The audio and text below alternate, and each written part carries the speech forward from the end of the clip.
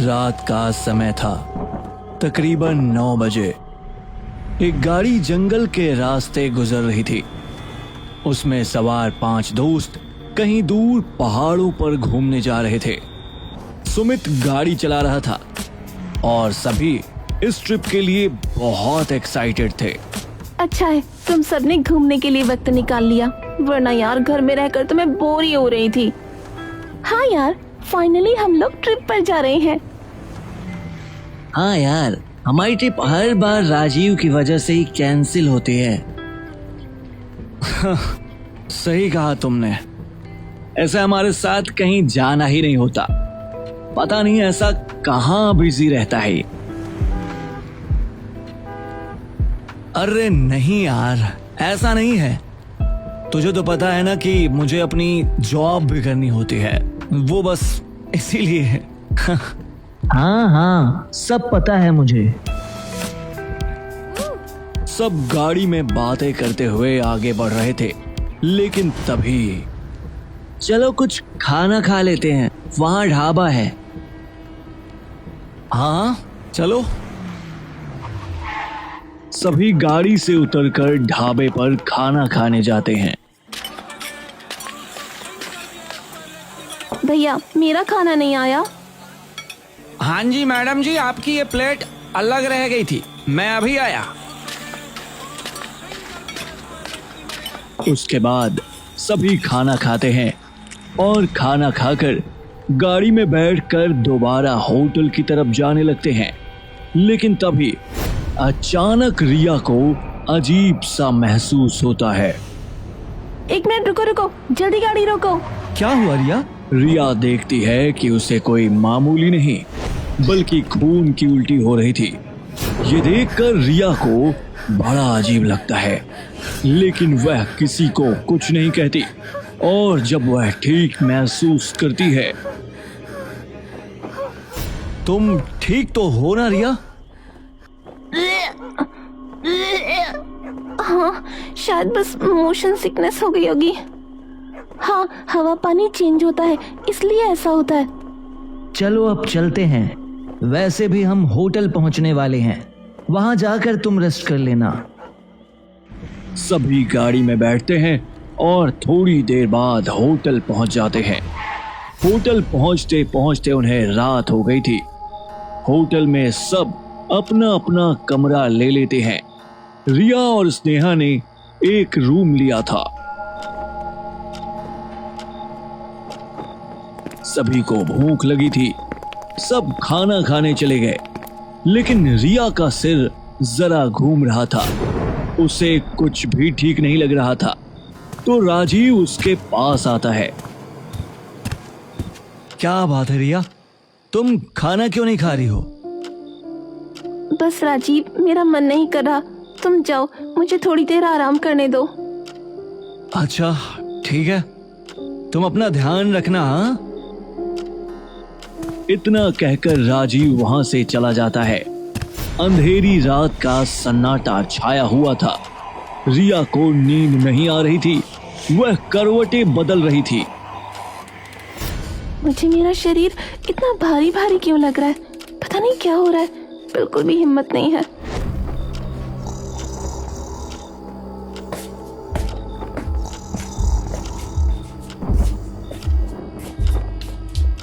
क्या हो रहा है मुझे? रिया के शरीर में भारीपन महसूस हो रहा था, मानो उसके शरीर पर किसी ने ढेर सारा बोझ रख दिया हो। जैसे तैसे वह बाथरूम पहुंचती है और मिरर में खुद को देखने लगती है। उसकी आंखों के नीचे काले गड्ढे छाए हुए थे और उसके शरीर में कमजोरी छाई हुई थी। एक ही दिन में मेरी आंखों के नीचे इतने काले गड्ढे छा गए, जरा मुंह धो लेती हूँ।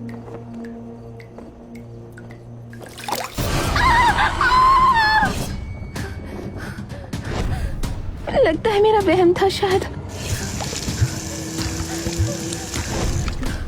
तुम्हारा स्वागत है। रिया उसे देखकर बहुत डर जाती है और वह कुछ बोलना चाहती थी, लेकिन उसकी आवाज मानो गले में ही अटक गई हो। वह चाह कर भी कुछ नहीं बोल पा रही थी, तभी वह बेहोश हो जाती है। अगले दिन सुबह जब उसकी आंख खुलती है, क्या बात है रिया, तुम ठीक तो हो ना? मैं तुम्हें कब से उठाने की कोशिश कर रही हूँ। क्या मुझे क्या हुआ था? मैं यहाँ कैसे पहुँची? कैसे पहुँची क्या मतलब? तुम रात को यहीं तो सो रही थी, तुम्हें क्या हो गया है? पता नहीं, मुझे कुछ ठीक नहीं लग रहा, मुझे बेचैनी हो रही है। अच्छा तुम हमारे साथ चलो। नहीं, मुझे कहीं नहीं जाना। ऐसे कब तक कमरे में बैठी रहोगी? हम यहाँ पर एंजॉय करने आए हैं, चलो ना। क्या पता बाहर घूमने के बाद तुम्हें अच्छा लगे। और क्या तुम्हें नाश्ता नहीं करना? मैंने कहा ना मुझे कहीं नहीं जाना, और खाने का तो मेरे सामने नाम भी मत लो। अच्छा ठीक है, अगर तुम्हारा मूड बदल जाए तो मुझे बता देना। स्नेहा वहां से चली जाती है और रिया कमरे में खिड़की के पास रखी कुर्सी पर बैठ जाती है। रिया अब पूरी तरीके से शांत हो चुकी थी। वह बस एकटक नजरें गड़ाए खिड़की से बाहर देख रही थी।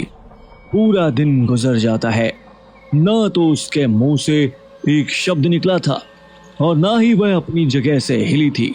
सभी वहां पर मौजूद थे और उससे बात करने की कोशिश कर रहे थे। अब तुम ही पूछो रिया से कि उसे क्या हुआ है। तुम उसके बॉयफ्रेंड हो, तुम्हें ज्यादा बेहतर पता होगा। रिया, तुम्हें हुआ क्या है? तुम कुछ बोल क्यों नहीं रही? कल रात से तुमने कुछ खाया भी नहीं। चलो खाना खा लो। देखो, मुझे ना रिया की हालत कुछ ठीक नहीं लग रही। ये कल से कुछ अजीबोगरीब व्यवहार कर रही है। हमें घर वापस चलना चाहिए। मुझे भी ऐसा ही लगता है।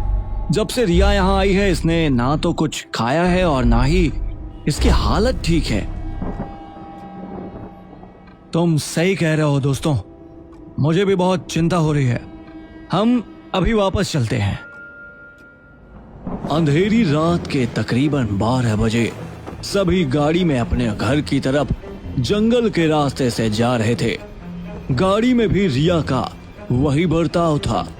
वह बस एकटक गाड़ी के बाहर देख रही थी और किसी से कुछ नहीं बोल रही थी।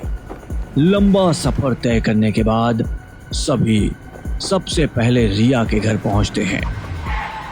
बेटा, तुम सब इतनी जल्दी वापस कैसे आ गए? आंटी जी, रिया की तबीयत कुछ ठीक नहीं लग रही थी, इसलिए हम आज ही वापस आ गए। रिया को क्या हुआ? क्या हुआ रिया? हाँ, वह तो बिल्कुल ठीक थी। पता नहीं अंकल, रिया ना तो कुछ खा पी रही है और ना ही किसी से बात कर रही है। ये जानकर रिया के माता पिता को बड़ा अजीब लगता है। रिया बिना किसी से बोले चुपचाप अपने कमरे में जाती है और लेट जाती है। उसके माता पिता उसके कमरे में जाते हैं। रिया बेटा, क्या हुआ तुम्हें? लगता है थक कर सो गई है, अभी इसे आराम करने देते हैं। सुमन और रमेश कमरे से बाहर जाते हैं और उनके जाते ही रिया अपनी आंखें खोल लेती है और बिस्तर पर बैठकर बड़े अजीब तरीके से दीवार को घूरने लगती है। आखिर क्या था जो रिया के साथ ऐसा हो रहा था?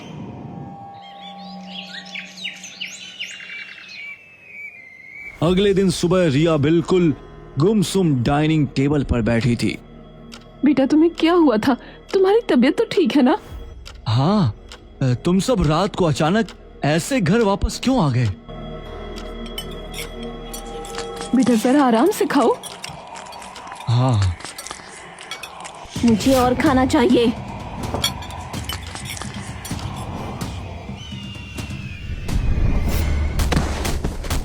ये तो रिया के कमरे से आ रही है। हाँ, चलकर देखते हैं। दोनों दौड़ कर जाते हैं तो देखते हैं कि रिया जोर जोर से अपने सिर को दीवार में पटक रही थी। बेटा तुम क्या कर रही हो? शांत हो जाओ, तुम ऐसा क्यों कर रही हो? हाँ बेटा, अगर कोई परेशानी है तो हमें बताओ। छोड़ दो मुझे, जाने दो। रिया के माता पिता बड़ी मुश्किल से उसे रोकते हैं और रिया के सिर से बहुत खून बह रहा था। उसे उसी समय अस्पताल लाया जाता है। डॉक्टर साहब, हमारी बेटी को क्या हुआ है? देखिए, हमने कुछ टेस्ट किए हैं, फिलहाल तो सब ठीक है। लेकिन वो ऐसी हरकत क्यों कर रही थी? देखिए, वो तो आपको उनसे ही पूछना होगा कि उन्हें ऐसी क्या परेशानी है जो उन्होंने ऐसा कदम उठाया। इतना कहकर डॉक्टर वहां से चला जाता है। सुमन और रमेश रिया को घर वापस ले आते हैं। रिया अपने कमरे में थी। तब पता नहीं हमारी बच्ची को क्या हो गया है, बिल्कुल ही अलग रूप हो गया है उसका। हाँ, इतनी कमजोर हो गई है और अजीब और गरीब हरकतें भी करने लगी है। ट्रिप पर जाने से पहले तो सब ठीक था, लेकिन जब से वहां से वापस आई है तब से ऐसा हो रहा है। हमें एक बार जाकर रिया से बात करनी चाहिए। हाँ। रमेश और सुमन दोनों रिया के कमरे में जाते हैं, लेकिन वहां का नजारा देखकर उनके माथे पर पसीना आ जाता है। रिया ने एक बिल्ली को चाकू से बेरहमी से मार दिया था और वह बहुत जोर जोर से हंस रही थी। ये सब देखकर रिया के माता पिता बहुत डर जाते हैं। तब सुमन रिया के दोस्तों से मिलती है और उन्हें सारी बात बताती है। क्या कहा आंटी, रिया के साथ ऐसा हो रहा है? हाँ बेटा, देखो ना, वहाँ जो कुछ भी हुआ है मुझे सच सच बताओ, क्योंकि मुझे आम लक्षण नहीं लग रहे। हमने उसके सारे टेस्ट करवा लिए, सब नॉर्मल है। पता नहीं आंटी, हम जब जा रहे थे तब तक तो सब ठीक था, लेकिन वहां जाने के बाद अचानक सब बदल गया। मुझे तो कुछ समझ ही नहीं आ रहा है कि क्या हो रहा है। न जाने सब कैसे हुआ रिया, इतनी खूंखार कैसे हो गई?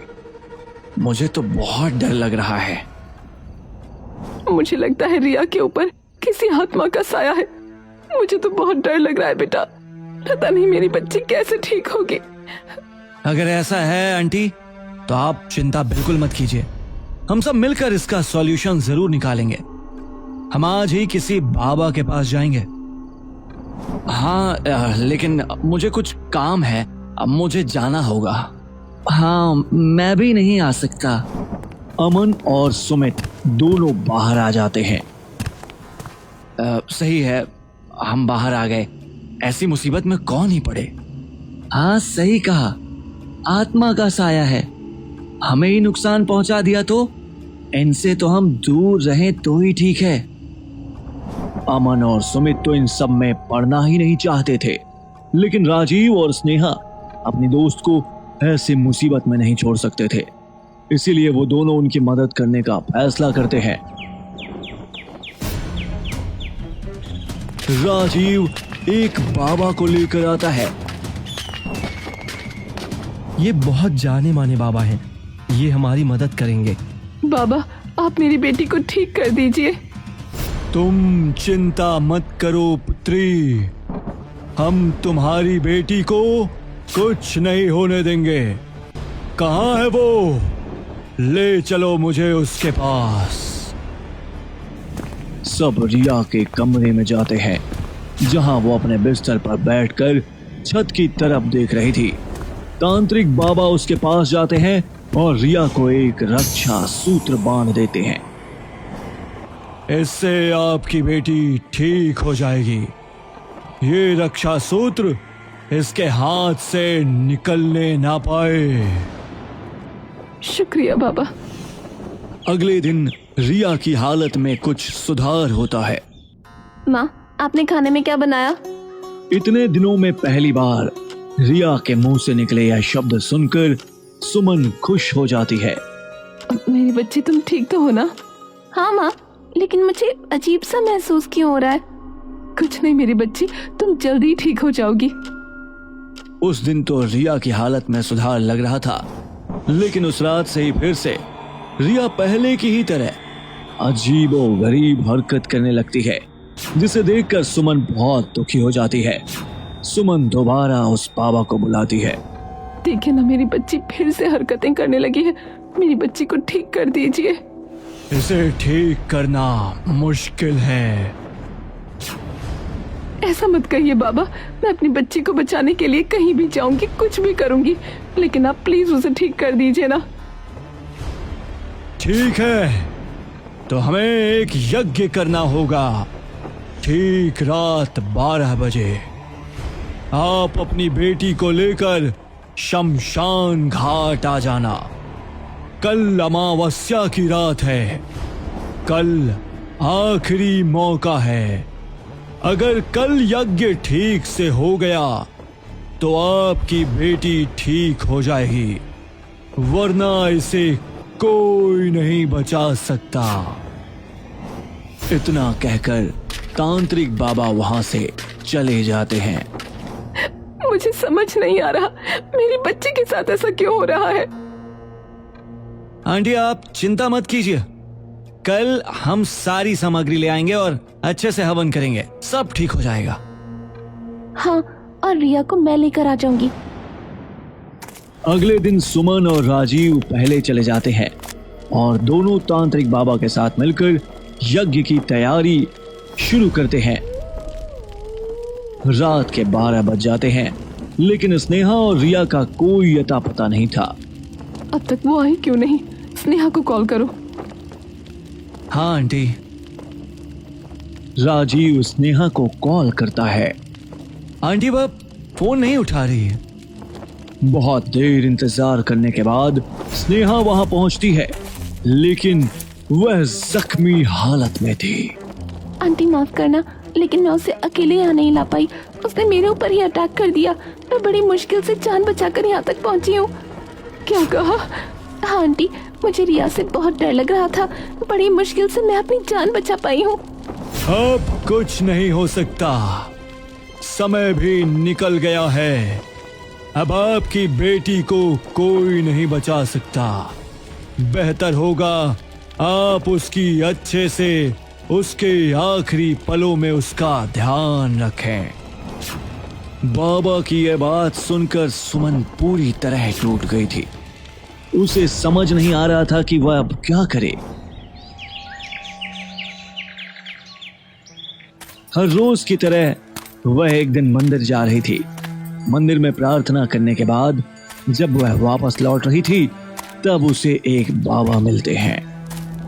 मैं जानता हूं तुम अपनी बेटी को लेकर बहुत परेशान हो। उसकी हालत ठीक नहीं है ना? लेकिन बाबा आपको कैसे पता? मैं एक सिद्ध बाबा हूं। मैं यह भी जानता हूं कि तुम्हारी बेटी के साथ ऐसा क्यों हो रहा है। उसके ऊपर किसी ने काला जादू करवाया है। क्या कहा? काला जादू? लेकिन ऐसा कौन कर सकता है? क्या आप मेरी बेटी को ठीक कर सकते हैं बाबा? क्या तुम्हें किसी पर शक है?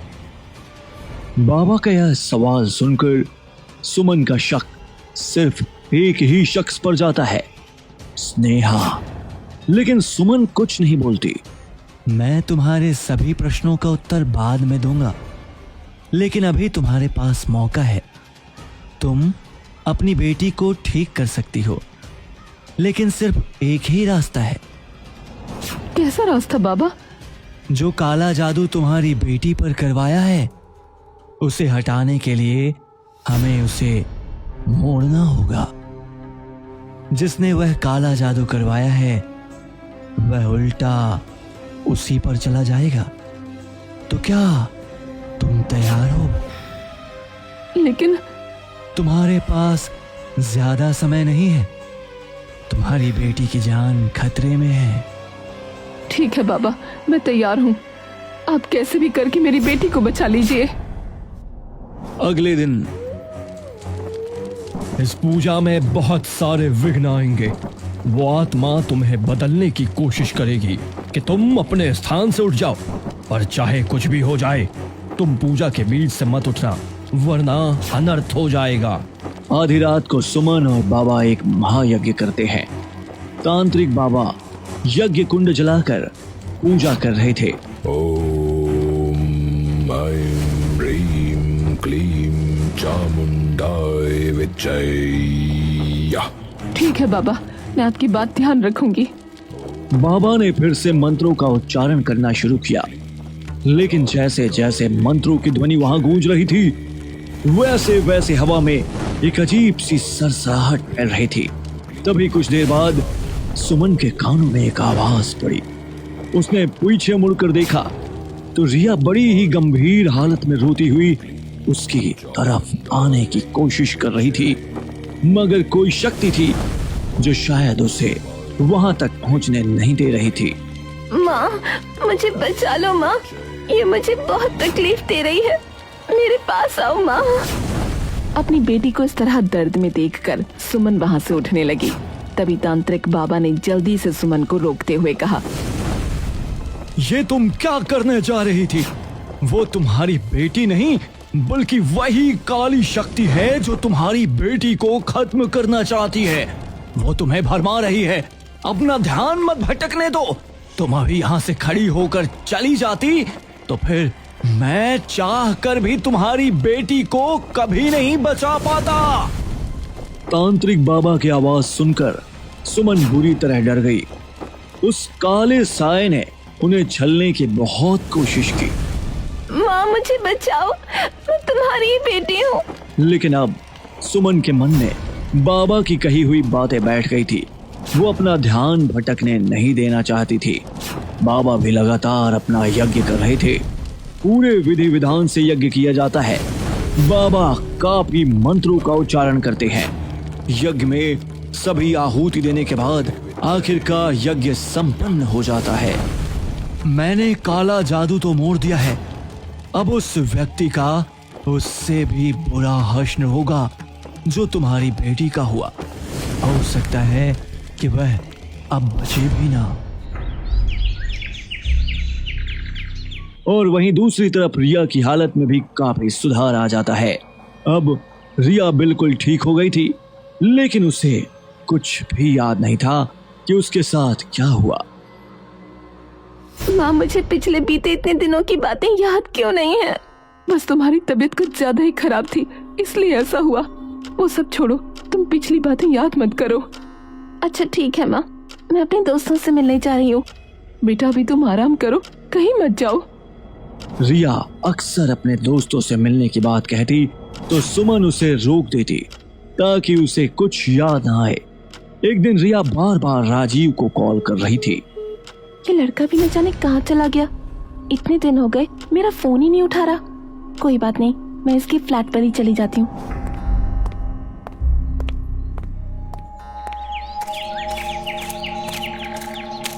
रिया जब राजीव के फ्लैट जाती है तो काफी देर बिल बजाने पर भी कोई दरवाजा नहीं खोलता। शुक्र है मेरे पास इसकी चाबी है। रिया फ्लैट का दरवाजा खोलकर जैसे ही अंदर जाती है तो सामने का मंजर बिल्कुल दिल दहला देने वाला था। वहां पर राजीव की डेड बॉडी थी जो पूरी तरह सड़ चुकी थी और कीड़ों ने उसके शरीर को खाना शुरू कर दिया था। ये सब देखकर रिया का हाल बहुत बुरा था। वहां पुलिस ऑफिसर्स आते हैं और केस की इन्वेस्टिगेशन करते हैं। रिया रोते हुए घर वापस जाती है और अपनी माँ को सारी बात बताती है। माँ, राजीव के साथ ऐसा कैसे हो सकता है? बेटा, ऐसा लगता है तुम्हें सब सच जान लेना चाहिए। कैसा सच माँ? रिया के साथ जो कुछ भी हुआ, सुमन उस बारे में उसे सारी बात बताती है। आगे राजीव पहले जिस बाबा को लेकर आया था, उसी बाबा की मदद से उसने तुम पर काला जादू करवाया था। उसने झूठा यज्ञ का नाटक करके तुम्हें ठीक करने का दिलासा दिया ताकि मैं कहीं और न जाऊं। और स्नेहा ने तुम्हें लाने की कोशिश की, लेकिन तुमने उसे ही जख्मी कर दिया और राजीव ने इस बात का फायदा उठाया। और आंटी, मुझे लगता है स्नेहा ने झूठ बोला। वो तो चाहती ही नहीं थी कि रिया ठीक हो सके, इसीलिए उसने आखिरी मौका भी गवा दिया। मुझे भी उसकी बात पर यकीन हो गया था। मैंने उस ढोंगी बाबा पर विश्वास कर लिया। मुझे भी लगा कि अब शायद तुम कभी ठीक नहीं हो पाओगी, लेकिन भगवान का शुक्र है मंदिर के बाहर मैं एक बाबा से मिली जिन्होंने मुझे सब सच बता दिया और यज्ञ करके तुम्हें ठीक किया। और जो काला जादू उसने तुम पर करवाया था वो मुड़कर वापस उसी पर चला गया। लेकिन उसने मेरे साथ ऐसा क्यों किया माँ? पिछले 1 साल से मैं बस तुमसे यही सुन रही हूँ, तुम तलाक क्यों नहीं ले लेते उससे? अरे बाबा, चीजों में समय लगता है। तलाक लेना कोई हंसी खेल नहीं है। और मैंने तुम्हें बोला है ना कि मैं तुमसे शादी करूंगा, तो भरोसा करो ना मुझ पर। देखो राजीव, अगर मुझे पता होता कि तुम शादीशुदा हो, मैं तुम्हारे पास कभी नहीं आती। लेकिन अब बस बहुत हो गया। तुमने पहले भी मुझे धोखा दिया है, और अब अगर तुमने अगले महीने तक अपनी वाइफ को डिवोर्स नहीं दिया तो मैं उसे हम दोनों के बारे में सब कुछ बता दूंगी। उसके बाद तो वो तुम्हें खुद ही तलाक दे देगी। इतना बोलकर रिया गुस्से में वहां से चली जाती है। राजीव समझ चुका था रिया उसका सारा पर्दाफाश कर देगी। राजीव कभी ऐसा नहीं चाहता था, क्योंकि उसकी वाइफ अपने मम्मी पापा की प्रॉपर्टी की इकलौती मालकिन थी। वो तो रिया को उसे खिलौने की तरह इस्तेमाल कर रहा था। जब उसे लगा कि रिया अब सारा खेल खराब कर देगी, तो उसने उसे रास्ते से हटाने के लिए वो तरीका चुना जिससे उसके ऊपर किसी को कोई शक भी ना हो। वो तुम्हें अपने रास्ते से हटाना चाहता था। वो शादीशुदा था और तुम उससे शादी करने के लिए कहती थी। हाँ माँ, ये बात मुझे पता थी। तुम्हें पता थी, उसके बावजूद तुमने ऐसा किया? नहीं माँ, उसने मुझसे कहा था कि वो अपनी पत्नी को तलाक देगा, इसीलिए मैं उससे शादी करने को कहती थी। लेकिन वो मुझे इस्तेमाल कर रहा था। हाँ, और उसके इतने बड़े गलत फैसले की वजह से उसने अपनी जान गंवा दी। उसने जानबूझकर हमें गुमराह किया, क्योंकि वो इसका अंजाम जानता था कि अगर हमें सच पता चल गया तो सब वापस उसी पर जाएगा। इसीलिए उसने खूब कोशिश की कि मुझे कुछ पता न चले। सच जानकर रिया का दिल पूरी तरह टूट चुका था, लेकिन इतना बड़ा धोखा करके राजीव ने खुद ही अपना नुकसान कर लिया। वो चाहता तो नॉर्मल तरीके से बात बन सकती थी, लेकिन उसने वह रास्ता चुना जिसमें सिर्फ बर्बादी लिखी होती है।